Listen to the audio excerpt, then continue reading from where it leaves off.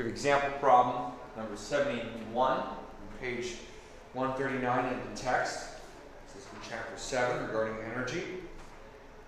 And the problem reads, a 145 gram baseball is thrown straight upward with a kinetic energy of 8.7 joules. When the ball has risen 6 meters, find A, the work done by gravity, B, the ball's kinetic energy, and C, the ball's speed. So we're asked to find three things. We're asked to find the work done by gravity. We're also asked to find the ball's kinetic energy. That's after it rises 6 meters, and its velocity. Okay, that's what we're asked to find. Given this is all at d equals 6 meters, how high it rises. Given the ball's initial kinetic energy is 8.7 joules. It's thrown upward. Its mass is 145 grams. So I'm going to go ahead and convert that to kilograms. So that's 0.145 kilograms. And the distance it travels is 6 meters. All right, so we know that the work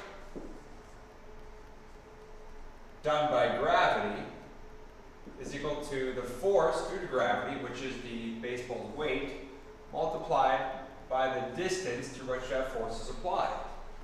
And so as this ball moves through a distance d, the force mg acts on it through that distance.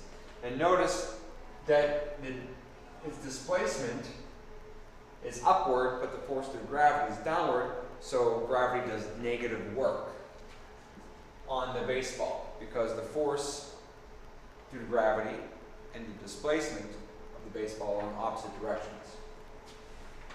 So we have negative, the mass of the baseball, 0.145 kilograms times 9.8 meters per second squared, exertion of gravity times 6 meters.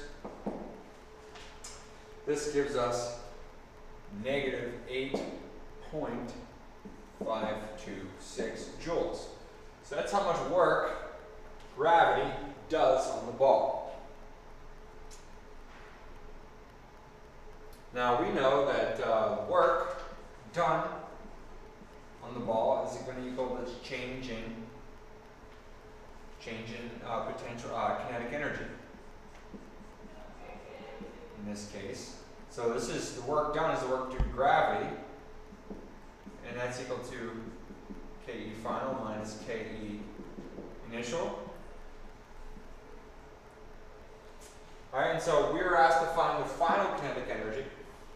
So in order to find the final kinetic energy, we're going to take the work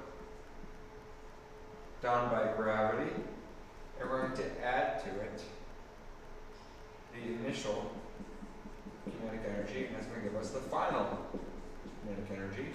So negative 8.526 joules plus the initial kinetic energy of 8.7 joules.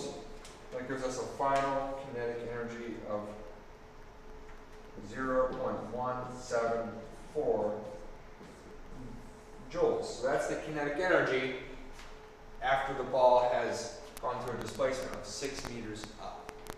That's our final kinetic energy.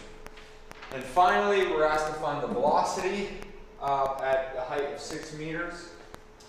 And so the final kinetic energy is equal to 1/2 the mass of the baseball times its final velocity squared.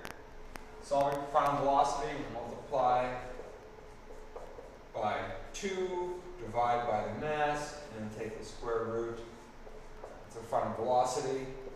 So we have 2 times 0.174 joules divided by 0.145 kilograms, and that gives us a final velocity of 1.55 meters per second.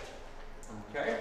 So this baseball is traveling at 1.55 meters per second at a height d equals 6 meters above from which it was thrown, and it was given an initial kinetic energy of 8.7 joules.